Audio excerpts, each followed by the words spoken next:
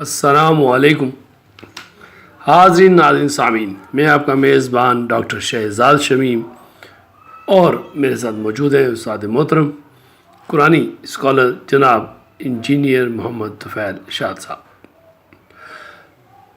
آج کی اس نشست میں اسلامی آئین کی بنیادی شقیں حصہ دوم یعنی اس کے دوسرے حصے پہ ہم ڈسکس کریں گے۔ قرآنی اسکالر جو ہیں انجینئر محمد طفیل شاد صاحب اس شق حصہ دوم کے تحت جو پوائنٹ ڈسکس کریں گے اس میں سب سے پہلے سلیکشن کی عملی صورت، حق بالغ رائے دہی، صدر کی ضرورت، صدر کے اختیارات، مجلس شورا اور اسلامی آئین کی بنیادی تیسری شق اس کی شروعات کریں گے۔ پھر اس کے تحت ایک ٹاپک ہے تقسیم کار، اس پہ روشنی ڈالیں گے۔ تو جناب قرآنی اسکالر انجینئر محمد طفیل شاد صاحب، پلیز سر۔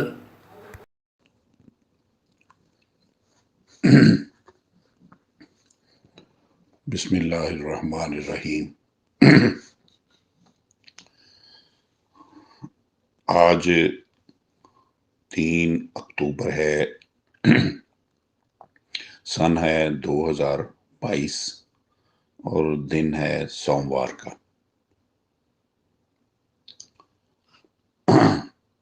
حاضرین و سامعین، آج اسلامی آئین کی بنیادی شقیں کے موضوع کے حساب سے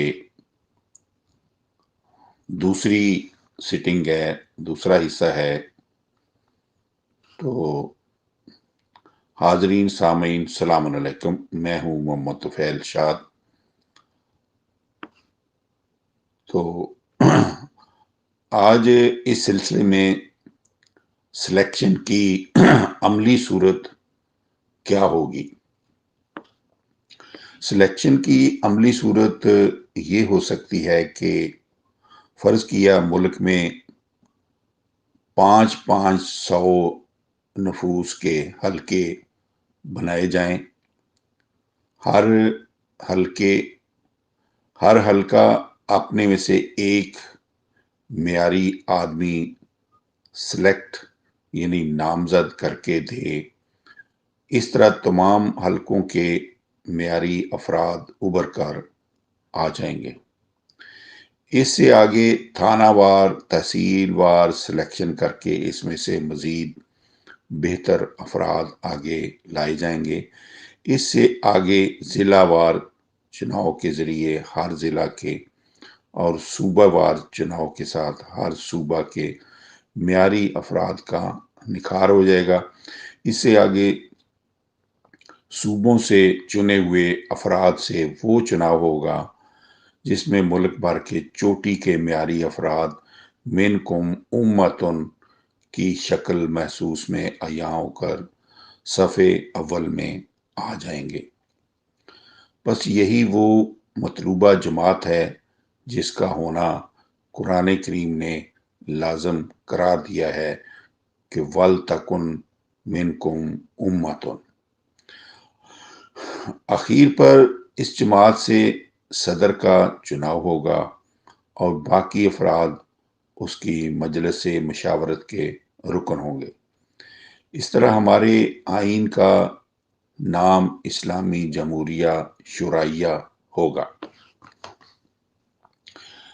اب چناؤ کے ضمن میں اگر کوئی حلقہ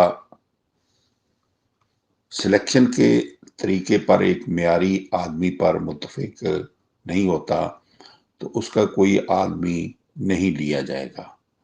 قرآن کہتا ہے کہ اے نبی، جو لوگ طریقے زندگی دین میں متفرق ہو جائیں آپ کا ان سے کوئی تعلق نہیں۔ ان الذین فرقوا دینہم وکانوا شیعا لست منہم فی شیء 6/159۔ ایسے حلقہ میں بہترین تقوی شعار فرد کو نامزد کیا جائے گا، اور بفرض محال اگر سب کے سب حلقوں کا یہ حال ہو کہ ایک معیاری آدمی پر متفق نہیں ہوتے تو ان پر اس وقت تک یہی حالت مسلط رہے گی جب تک کم از کم اتنی صلاحیت نہ پیدا کر لیں کہ ہر حلقہ اپنے میں سے ایک معیاری فرد کا چناؤ کر کے دے سکے۔ ایسی ایک بدبخت قوم بنی اسرائیل کے متعلق خبر دی گئی ہے۔ وَإِذْ تَعَزَّنَ رَبُّكَ لَيَبْعَثَنَّ عَلَيْهِمْ إِلَى يَوْمِ الْقِيَامَةِ مَن يَسُومُهُمْ سُوءَ الْعَذَابِ 7/167۔ وہ وقت قابل ذکر ہے جب تیرے رب یعنی پروردگار نے خبر دی کہ وہ ان پر قیامت تک کے لیے ایسے افراد کو مسلط کر دے گا جو انہیں برا عذاب دیتے رہیں۔ اب ذکر کرتے ہیں حق بالغ رائے دہی۔ نبی کی موجودگی میں سلیکشن کا حق نبی کو ہے۔ حضرت داؤد سلام علیہ نے حضرت طالوت کو بحکم الہی خود سلیکٹ نامزد فرمایا تھا۔ حضرت موسیٰ نے تورات لکھوانے کے لیے 70 آدمیوں کو خود نامزد کیا تھا، لیکن نبی کے تشریف لے جانے کے بعد سلیکشن کا حق وَلْتَكُن مِنْكُمْ أُمَّةٌ کے مطابق ساری امت کا ہے، کسی فرد واحد کا نہیں۔ بس ثابت ہوا کہ امت کے ہر عاقل بالغ مرد عورت کو جو وَلْتَكُن مِنْكُمْ کی ضمیر قوم کا مخاطب بن چکا ہے، حق رائے دہی حاصل ہے۔ یہ حق ایک قومی امانت ہے جو کسی نااہل کو نہیں دیا جائے گا۔ تو ارشاد باری یہ ہے کہ ان اللہ یامرکم ان تؤدوا الامانات الی اہلہا 4 اور 58۔ ایمان والو، اللہ تعالیٰ تمہیں حکم دیتا ہے کہ امانتیں ان لوگوں کے سپرد کیا کرو جو ان کے اہل ہوں۔ نیز اللہ تعالیٰ نے یہ بھی فرمایا ہے کہ وَلَا تَنْسَوُا الْفَضْلَ بَيْنَكُمْ 2/237۔ ایمان والو، آپس میں اہل فضیلت کی فضیلت کو نہ بلا دینا۔ یہ ہے قرآن مجید کی روح سے طریقہ چناؤ جو بطریق الیکشن رائے شماری نہیں ہوگا بلکہ بطریق سلیکشن نامزدگی ہوگا، اور معیار چناؤ جو ہے وہ ہوگا اتقاء، عدل، علم اور صحت۔ صدر کی ضرورت۔ ارشاد باری ہے کہ اِنَّ اَکْرَمَکُمْ عِندَ اللہِ اَتْقَاکُمْ 49/13۔ جو شخص تم میں سب سے زیادہ تقوی شعار ہے، اللہ کے نزدیک وہ تمہارا سب سے زیادہ واجب التکریم یعنی صدر ہے۔ آیت مجیدہ کے لفظ اکرمکم پر غور کرنے سے ثابت ہوتا ہے کہ ملت کے لیے ایسے فرد کا چناؤ لازم ہے جو بلحاظ تقوی فرد واحد ہو۔ سرد مملت کے اختیارات۔ اس سلسلے میں ارشاد باری ہے سب مومن بھائی بھائی ہیں۔ انما المومنون اخوۃ 49/10۔ پس صدر مملکت مومنوں کا بھائی ہوگا، حاکم نہیں ہوگا۔ نہ ہی اسے عوام کے معیار زندگی سے اونچے ٹھاٹ باٹ کے لیے عوام کے بیت المال یعنی خزانے میں سے کوئی بہت بڑی تنخواہ دی جائے گی۔ ہوگا عوام کا ساتھی مگر واجب الاطاعت۔ قرآنی ریاست کے صدر اول کے متعلق ارشاد ہوا ہے آتی اللہ و آتی الرسول 4/59۔ اللہ کی اطاعت اس کے رسول کے ذریعے کرو۔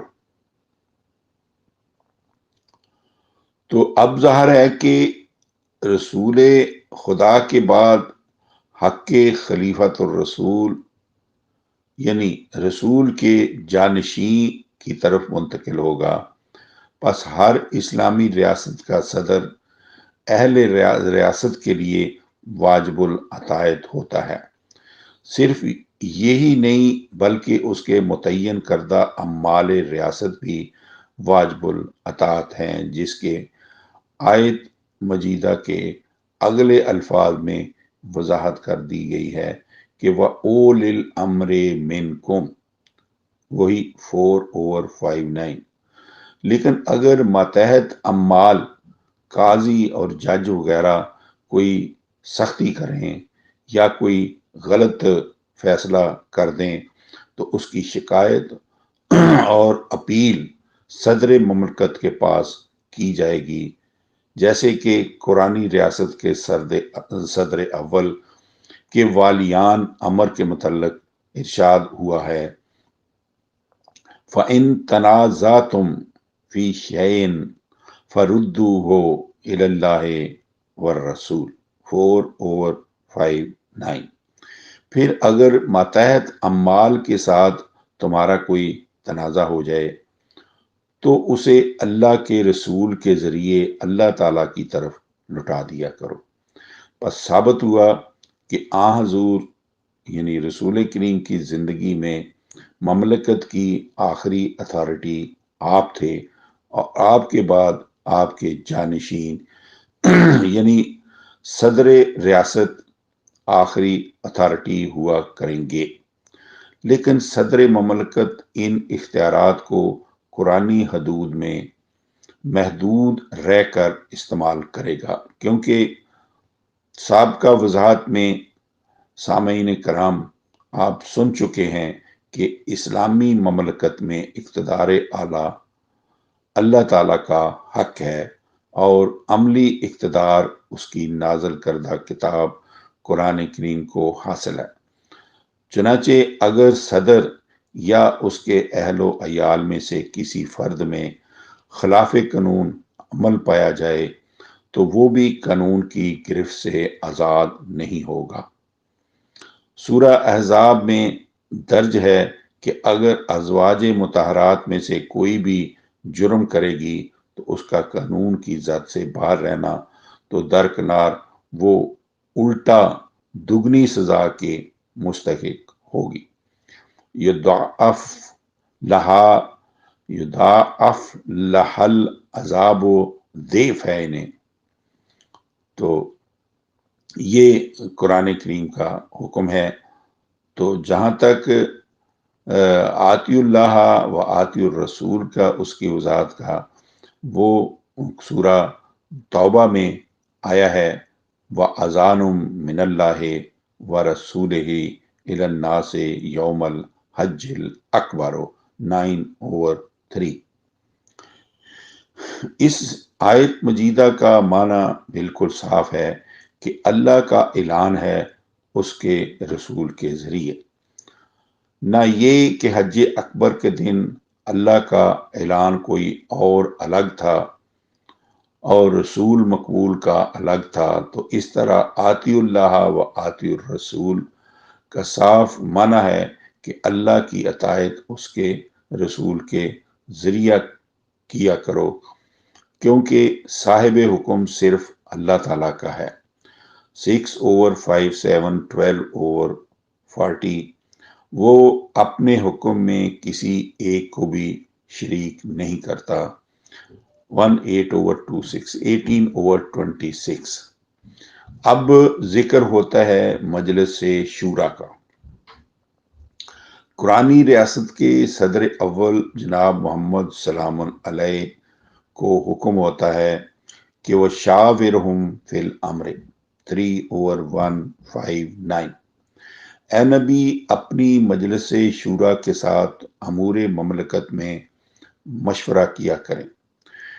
اس امر سے مترشح ہوتا ہے کہ امیر ملت کے لیے مجلس شورا کا قیام لازمی ہے، جو اتقاء، عدل، علم اور صحت ہی کی بنیاد پر عوام کے سلیکٹ کیے ہوئے افراد میں سے چنے جائیں گے۔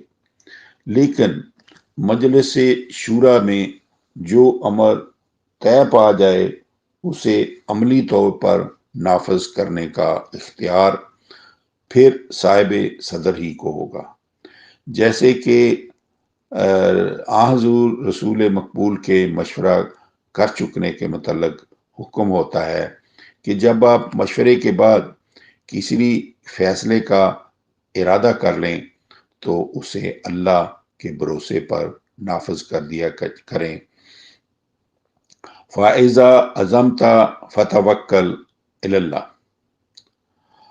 اب اسلامی آئین کی تیسری شق یہ ہوگی، اس کا الف جز یا اے جز کہہ لیں کہ تشکیل حکومت ساری امت کا مشترکہ فریضہ ہے۔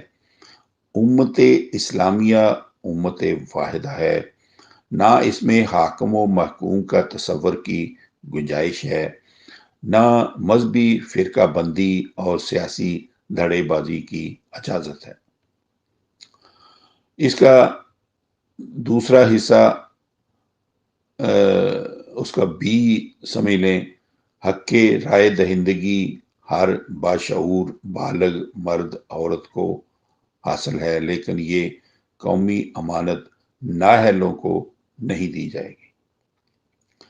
اب اس کا تیسرا حصہ یہ ہے کہ ساری امت اپنے اپنے حلقہ میں اتقاء، عدل، علم، صحت کی بنیادوں پر اعلیٰ فرد کو چنے گی۔ اس کے بعد تھانہ وار، تحصیل وار، ضلع وار، صوبہ وار چناؤ کے ذریعے تمام صوبوں کے جو ہر قابل نکھر کا سامنے آ جائیں گے ان میں سے صدر کا چناؤ ہوگا۔ انہی میں سے مجلس شورا اور باقی اراکین چنے جائیں گے۔ اراکین شورا کو مشورہ دینے کا حق حاصل ہوگا۔ صاحب صدر کا فیصلہ آخری ہوگا، لیکن وہ قرآنی آئین کا پابند ہوگا۔ اب اس کا ڈی حصہ وہ یہ ہے کہ صدر، حکام اور عوام سب کی بنیادی ضروریات زندگی، متوازن خوراک، لباس، مکان، علاج اور بچوں کی تعلیم یکساں مسلم ہوگی۔ صدر اور حکام کو بڑی بڑی تنخواہیں، سفر خرچ ہرگز نہیں دیے جائیں گے۔ پوری امت کا معیار زندگی انما المومنون اخوۃ کے مطابق ایک جیسا ہوگا۔ اب اسلامی آئین کی بنیادی شقیں، اس کا چوتھا حصہ ہے تقسیم کار۔ تو چنے ہوئے افراد کا حق فضیلت۔ مرکزی اتھارٹی کے قیام کے بعد نمبر آتا ہے تقسیم کار کا۔ صدر مملکت کابینہ کے مشورے سے ہر محکمہ کے لیے ناظمین اعلیٰ کا تقرر کرے گا، مگر صف اول کے چنے ہوئے افراد کا حق بشرط اہلیت فائق ہوگا۔ اس طرح جن چنے ہوئے افراد کے لیے کسی پوسٹ کی گنجائش نہیں ہوگی وہ اس کے لیے فٹ نہیں ہوں گے، تو وہ اپنے اپنے حلقے کے نگران، پنچایتی ثالث اور انتظامیہ کے معاون ہوں گے۔ اس میں قیام امن، ملک میں امن و امان قائم رکھنے کے لیے انتظامیہ، عدلیہ، ہر دو محکموں کا ٹھوس اور بے لوث نہایت ضروری ہے۔ قرآن کریم نے یہ اہم فریضہ قرآنی مملکت کے صدر اول جناب محمد رسول اللہ سلام علیہ پہ فرض کیا تھا، جیسے حضور کا ارشاد گرامی برشاد الہی قرآن کریم میں محفوظ ہے، وَأُمِرْتُ لِأَعْدِلَ بَيْنَكُمْ 42/15۔ مجھے حکم دیا گیا ہے کہ تمہارے درمیان نظام عدل قائم کرو۔ قیمتاً یا مفت؟ ارشاد ہوتا ہے کہ مفت ہوگا۔ کل ما اسألکم علیہ من اجر 25 اور 57۔ کہہ دیجئے گا کہ میں اس کے بدلے میں تم سے کوئی قیمت مانگتا، پس اسلامی حکومت کا فرض ہے، کل ما اسألکم علیہ من اجر، let me make it clear کہ کہہ دیجئے گا کہ میں اس کے بدلے میں تم سے کوئی قیمت نہیں مانگتا۔ بس اسلامی حکومت کا فرض ہے کہ عوام کو انصاف مفت میسر کرے۔ کورٹ فیس اور روز روز کی تاریخیں انصاف سے بعید ہیں۔ قیام عدل کے لیے جرموں کی روک تھام، مجرموں کا سراغ لگانا، انہیں قرار واقعی سزا دینا ضروری ہے، لیکن قرآن کریم یہ کہتا ہے کہ نہ جرم سے کم سزا دی جائے نہ زیادہ۔ والذین کسبوا السیئات جزاء سیئۃ بمثلہا۔ تو یہ ہے جو لوگ جرم کریں انہیں ان کے جرموں کے مطابق سزا دی جائے۔ اسلامی حکومت انتظامیہ اور عدلیہ پر تمام تر توجہات صرف کر کے ملک کے امن کو 100% بحال رکھے گی۔ قاضی اور مجسٹریٹ خارجی دباؤ سے آزاد ہوں گے اور انصاف ہر کسی کو مفت میسر آئے گا۔ حصول انصاف پر نہ کوئی کورٹ فیس ہوگی، نہ وکیلوں کی اجرتیں، نہ ان کے منشیوں کے منشیانے ہوں گے۔ تو حاضرین کرام، یہ سلسلہ ہمارا آگے بھی چلے گا۔ تو آج کی محفل میں اتنا ہی۔ تو آئندہ ہم انشاءاللہ اگلی محفل میں یہ وکالت کے متعلق بتائیں گے۔ تو وما لینا الا البلاغ، فی امان اللہ۔ خواتین و حضرات، آج اسلامی آئین کی بنیادی شقیں اس کا دوسرا حصہ دوم اپنے اختتام کو پہنچا۔ امید ہے آپ اس سے مستفید ہوئے ہوں گے اور مزید دوستوں کو فارورڈ بھی کریں گے۔